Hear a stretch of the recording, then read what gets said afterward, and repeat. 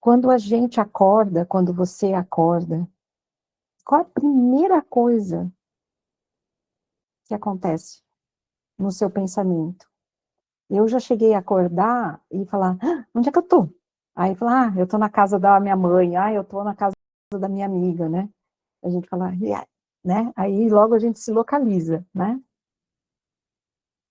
Onde é que eu tô? Eu tô no planeta, eu estou na Terra, eu estou na minha casa ou na casa de alguém, mas nós estamos aqui. A primeira coisa que você pensa quando você abre os olhos, você agradece? Você fica feliz porque você abriu os olhos e acordou? Ou você já pensa, nossa, tenho esse assunto chato para resolver. Ai, tem que trabalhar. Ai, hoje está chovendo. Ou está frio. Ai, está calor demais. Como é que a gente acorda e olha para o que está acontecendo? Onde é que eu estou nesse momento, né? O tema de hoje, ele é reverência. E aí, o que será que a Elaine está falando que tem a ver acordar de manhã e descobrir onde é que eu estou com reverência? Tem alguém que você reverencia? Você já chegou a se inclinar para alguém para agradecer? Como antigamente os se inclinavam para o rei, né? Para quem você presta homenagem, você tem respeito? Quem neste planeta você abaixa a sua cabeça e reverencia? Então, eu trouxe alguns aspectos para a gente conversar sobre reverência, para ver o quanto que a gente é muito falho em reverenciar, em reverência. Vamos ver junto? Brincadeira, hashtag só que não, né? O tema de hoje tem a ver com comemoração que nós fizemos, algumas pessoas podem ser que estavam atentas, dia 3 de outubro, que foi sexta-feira, foi o dia de... Não era para todo mundo lembrar, isso não é uma cobrança, mas algumas pessoas lembram que Allan Kardec, nós conhecemos o Hippolyte Rivail, Denisard Rivail, como Allan Kardec nasceu num dia 3 de outubro, então se costuma lembrar dele, assim como a gente lembra do próprio aniversário, do aniversário de alguém que a gente gosta, né? E a ideia é a gente falar um pouco desse homem, mas não o Hippolyte, falar do Allan Kardec. Allan Kardec foi um homem que nasceu no século 50, 60 antes de Cristo. E que o Hippolyte Rivail, quando ele teve contato com o espiritismo, disseram para ele, um grande amigo dele, que estava do lado de lá do plano espiritual, chamou ele de sacerdote. Pontífice, sacerdote. A pessoa encarnada, que é o Hippolyte, falou, que? Né? Como assim, sacerdote? Né? Pontífice, sacerdote. E o seu nome, quando nós dois éramos amigos, lá no passado, no ano 50 antes de Cristo, até mais ou menos 52, né? Já eu pontuo para vocês o que aconteceu em 52 antes de Cristo. Você era um druida, um sacerdote druida, e lá você chamava Allan Kardec. Então, a partir daí, o Hippolyte decidiu não misturar mais quem ele havia sido até ali, que foi um grande pedagogo, conhecido por seus livros, e assumiu, né, o nome do Kardec, que ele havia sido muito tempo antes. Pensando nesse druida, nesse Allan Kardec, vamos tentar imaginar quem seria esse homem lá vivendo com os celtas, na região da França, mais ou menos, onde hoje é Estrasburgo, a região ali das montanhas ali entre a França e a Alemanha, né? Aquela divisa ali, mais ou menos. O Leon Denisard, Leon Denisard é o próprio Kardec. O Leon Denis tem um livro que chama O Gênio Indomável, O Gênio Invisível, que fala desses locais celtas ali na França, né? Ele conta um pouquinho como é que era essa vida dos celtas nessa parte que chamava Gália, né? E pensando nesse druida, nesse sacerdote celta, a relação que eles tinham com a natureza, a relação muito profunda e de muita reverência a Deus, ao Criador, eu pensei em trazer para a gente agora um salmo, para a gente entrar um pouco no clima do que seria ser alguém tão conectado à natureza, alguém tão conectado a Deus, e um salmo que foi do rei Davi, o Salmo 147. Então vamos ouvir com o coração. O salmo chama Louvor ao Deus Todo-Poderoso, a quem nós reverenciamos. Aleluia! É bom cantar louvores ao nosso Deus. É agradável louvá-lo. O Senhor Deus está construindo de novo Jerusalém. Ele está reunindo de volta os seus filhos. Ele cura aqueles que têm o coração partido e trata dos seus ferimentos. Foi Deus quem resolveu quantas estrelas deviam existir no céu. Ele as colocou lá e ele as chama uma a uma pelo nome. Deus, o nosso Senhor, é grande e poderoso. A sua sabedoria não pode ser medida. O Senhor Deus levanta os humildes, mas vê cair os ímpios e os orgulhosos. Cantem hinos de louvor ao Senhor. Toquem músicas na harpa e na lira, em louvor ao nosso Deus. Ele cobre de nuvens o céu. Ele manda cair a chuva na terra. E faz crescer a relva, a grama nas montanhas. Ele dá de comer aos animais e alimenta os filhotes dos corvos quando eles pedem. O que agrada a Deus não são os cavalos fortes, nem os soldados corajosos, mas sim as pessoas que o amam e põem a sua esperança no seu amor. Louve o Senhor, Jerusalém. Louve o seu Deus, ó Sião. Pois ele reforça os portões da cidade e abençoa os seus filhos que estão ali protegidos. Ele conserva a paz nas fronteiras, alimenta toda a população com o melhor do trigo. O Senhor dá uma ordem e ela chega depressa onde ele quer. Ele faz cair neve tão grossa como a lã e espalha a geada como pó. Ele envia chuva de pedra, gelo em pedaços. Ninguém suporta o frio que ele manda. Mas então, ele dá uma ordem e o gelo se derrete. Manda o vento soprar e as águas correm. O Senhor anuncia sua mensagem aos descendentes, aos seus filhos, e dá as suas ordens, e a terra o obedece. Nesse Salmo 147, fala de um grande chamamento. O rei Davi nos chama a reverenciar a Deus. E quando é que a gente perdeu o respeito por Deus?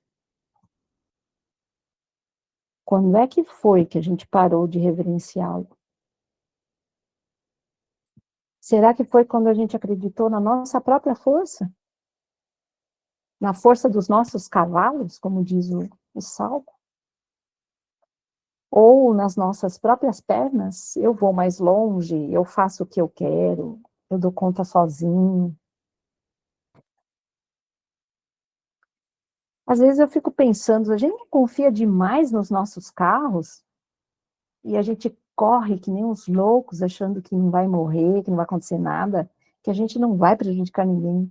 Será que a gente não confia demais nas coisas materiais do mundo? e na nossa própria fraqueza.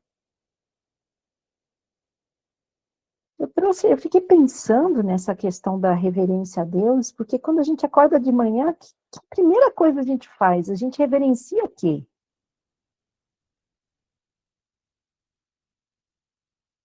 Silêncio dramático, para a gente pensar o que é que a gente, né, reverencia de manhã. A gente fala, Deus, obrigado, mais um dia que eu abri meus olhos aqui. Eu vou enfrentar com carinho, com alegria. Eu vou ver o que tem de novo e bom nesse dia. É assim que a gente faz, né?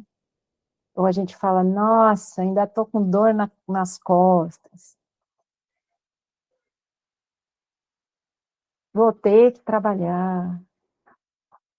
E a gente esquece dessa força cósmica, dessa força do universo, de um pai que te ama, que te protege, que te abençoa, que te alimenta.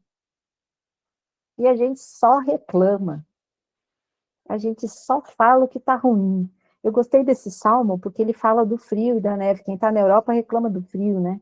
Parece que quem não gosta do frio mora na Europa, né? E quem detesta o calor mora no Brasil, né? Brincadeira, brincadeira, né? Mas a gente reclama. E aí a gente ainda fica julgando o que é bom, o que não é, que está certo ou não está certo. E já já vou voltar a falar isso. Mas, Elaine, o que isso tem a ver com Allan Kardec e com os druidas? A função do sacerdote druida era levar as pessoas a essa conexão a Deus. Ele, dentro de um chamamento, o Allan Kardec, lá dos séculos 60 a.C., ele entendia que tudo que se vê é sagrado. As árvores são sagradas. As nascentes dos rios, os rios são sagrados. O rio que passa aí na sua cidade, ele é sagrado e a gente polui, né? Os animais são sagrados, os pássaros são sagrados. Tudo isso que o planeta nos oferece é santo e sagrado. E a gente não tem um pingo de respeito.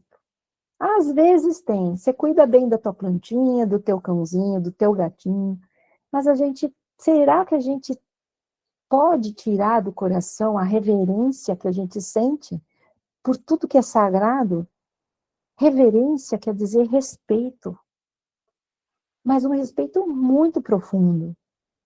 E um respeito que você sente e vive, não é mental. Eu vou agradecer e faz um Pai Nosso e está agradecendo. Funciona o Pai Nosso assim também. Mas reverenciar, é levar em alta estima, é gostar muito, é abaixar a sua cabeça em sinal de respeito, é dobrar-se, é ajoelhar. E a função do sacerdote druida, a função de um sacerdote, é ajudar nesse sentido. É obedecer. Agora é frio, a gente obedece e põe casaco, não é? Agora é calor, a gente obedece e a gente toma mais água, usa roupa mais leve, não é? Porque se você se rebelar contra o calor ou contra o frio, você vai acabar ficando doente. Eu não vou pôr blusa, não, eu vou sair de camiseta lá fora no friozão. Né? É arriscar um pouquinho nas suas próprias forças, né? A função de um sacerdote, de um druida ou do Allan Kardec era ajudar as pessoas a ver o que é sagrado no planeta, na natureza, e viver em conexão com esse sagrado. Dar o devido respeito, reverenciar isso. Então, os druidas, quem gosta de um pouco do assunto dos celtas, os druidas eram sacerdotes dos grupos celtas, que estavam esparramados desde do norte de Portugal, Espanha, França, Irlanda, norte da Itália, Suíça, Alemanha, Bélgica, Holanda, era tudo isso aí, eram os povos celtas que viravam, e cada comunidade tinha o seu druida, e a sua druida, porque geralmente era um casal. O que eles reverenciavam? Deus. Louvavam a Deus, viviam em conexão com esse Deus, obedeciam. Conexão com as forças na natureza, o reconhecimento da força do sol, o sol que traz calor, que ilumina, que faz as plantas crescerem, que ajuda você com a síntese de vitamina D, não é? Aí a gente vai na farmácia quando a gente não consegue muito sol, né? Toma lá a vitamina D. Conexão com os ancestrais, com aqueles que vieram antes de nós, reverenciar os seus avós, por toda a luta, por todos os sonhos que eles tiveram. Tem uma frase linda que diz: você é o sonho dos seus ancestrais realizado. Você é a pessoa livre que eles quiseram ser. Pensa nisso um pouco. Talvez um pouco de reverência aos nossos ancestrais, a todas as lutas, a todos os atravessamentos do Atlântico que eles fizeram, todas as fugas de tempos muito hostis, tempestades e geadas muito grandes, fome, guerra, um respeito sagrado pelos nossos ancestrais. Isso era o culto dos celtas e dos druidas. Um respeito ao mundo espiritual, uma relação com esse mundo espiritual de serviço. Então, tanto os homens druidas quanto as mulheres, eles ajudavam também na função. Eles não eram só os sacerdotes que ficam lá e me alimentem, cuidem de mim. O Allan Kardec, lá do século 60, ele servia a comunidade, orientando a agricultura, melhor época de plantio, ajudando quando as plantas tinham doenças. Eles ajudavam a resolver os conflitos entre as famílias, as pessoas, organizava toda a comunidade, eram extremamente respeitados. As druidezas, as sacerdotisas celtas, elas cuidavam da saúde, elas faziam os partos das mulheres, ajudavam os partos dos animais, elas davam orientações de alimentação, ajudavam todo o desenvolvimento da educação das crianças. Detalhe, as crianças dessa época eram cuidadas por todos os adultos, todos eram pais e mães das crianças. Um grande senso de reverência a Deus e de serviço à comunidade. Será que o Allan Kardec, o nosso Allan Kardec, do século XIX, será que ele reconheceu isso dentro dele, servindo a França, servindo como um educador, como um pedagogo, reorganizando o sistema educacional, produzindo livros novos de aritmética, matemática, gramática? Será que tinha um senso de reverência à própria França, ao próprio povo francês? Num homem que se dedicou antes de se tornar Allan Kardec, o Hippolyte, um homem que servia com um senso de amor. E essa reverência e essa conexão que a gente talvez possa reativar em nós, é um senso de ter Deus dentro de você, de buscar essa conexão com o que é divino e sagrado, se conectando com a natureza, com o equilíbrio, com os ciclos de tudo que vai e volta. Tem coisas que acabam.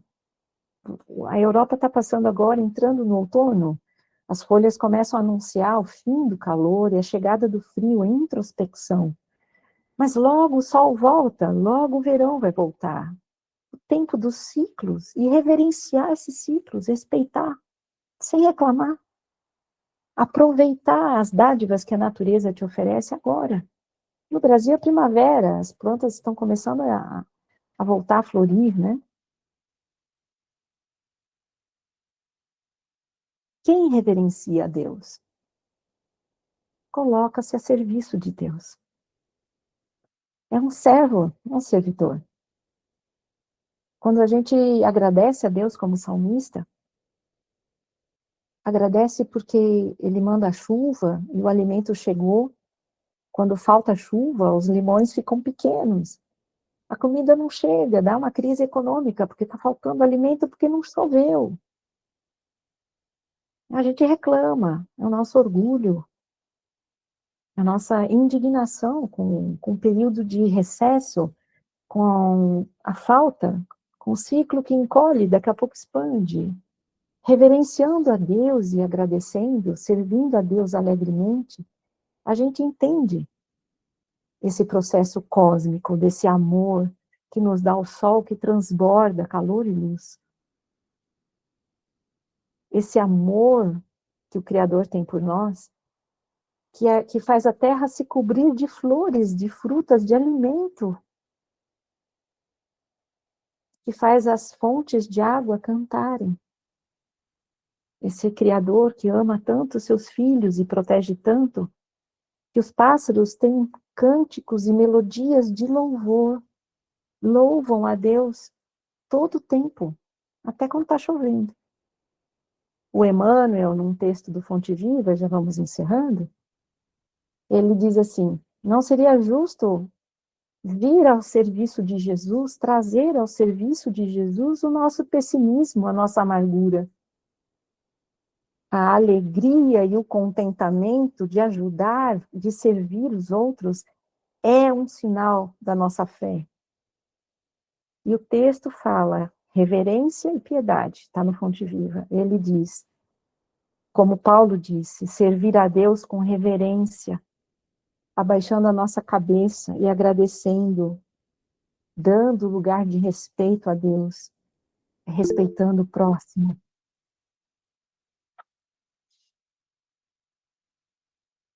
O Allan Kardec, do século XIX, como eu disse, ele fazia isso, né? Ele foi chamado, no livro que é o Espiritismo, que ele publicou, tem lá uma fala que diz que esse amigo dele da época, né, em 52, Júlio César invadiu aí a região da Alemanha, da França, e destruiu, né, a última resistência dos celtas, e aí ele volta para Roma e instaura o Império Romano. Na época, porque eu falei que em 52 eu ia dizer o que aconteceu, mas antes disso, Zéfiro, que era esse grande amigo de Kardec, estava com ele lá, volta com o Kardec do século XIX e diz: eu fui seu grande amigo lá, e eu prometi ajudá-lo na sua tarefa de servir o Cristo hoje, e servir ao próximo e à humanidade. E o texto termina, eu vou citar, o nosso Kardec tinha recebido, abre aspas, recebeu a tarefa muito importante, a que ele era chamado a servir a humanidade, e que ele facilmente levaria a bom termo.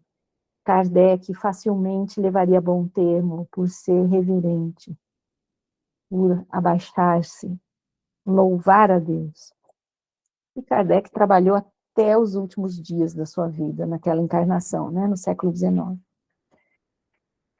Vamos encerrar fechando os nossos olhos com a leitura do Salmo 139, vai ser a nossa prece de encerramento. Então vamos fechando os olhos. Salmo de Davi. Senhor, tu me sondas e tu me conheces.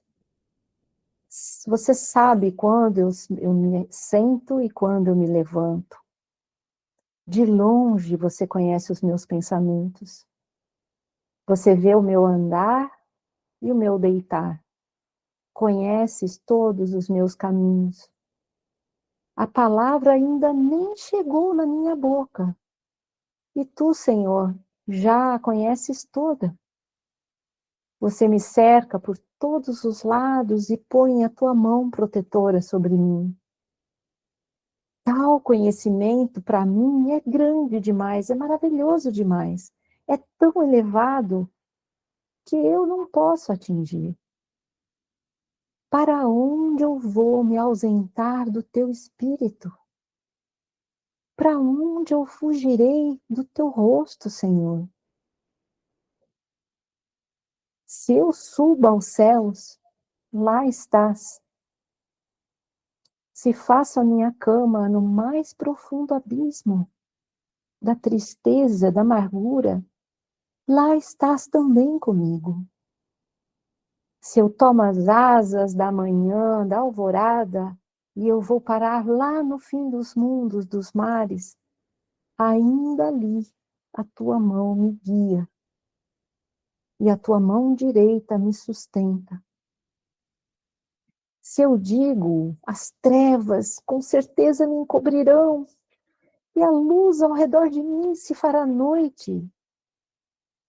Até as próprias trevas não são escuras para você. E a noite é tão clara como o dia. Para você, as trevas e a luz são a mesma coisa. Pois você formou o meu interior, me formou quando eu estava no ventre da minha mãe. Graças te dou, visto que de modo tão assombroso e maravilhoso você me formou. As tuas obras são admiráveis e a minha alma o sabe muito bem. Os teus olhos viram a minha substância ainda sem forma, e no teu livro sagrado foram escritos todos os meus dias, cada um deles escrito e determinado quando nenhum deles ainda existia. Que preciosos para mim, ó Deus, são os teus pensamentos, e como é grande a soma deles.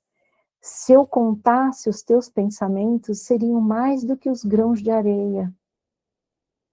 Quando eu acordo, eu ainda estou contigo. Olha para mim, ó Deus, e conhece o meu coração. Me coloca à prova e conhece os meus pensamentos. Se você vê que há em mim algum caminho torto, guia-me, Senhor, pelo caminho eterno. E que o nosso coração cante louvores e reverencie sempre a Deus, o Criador.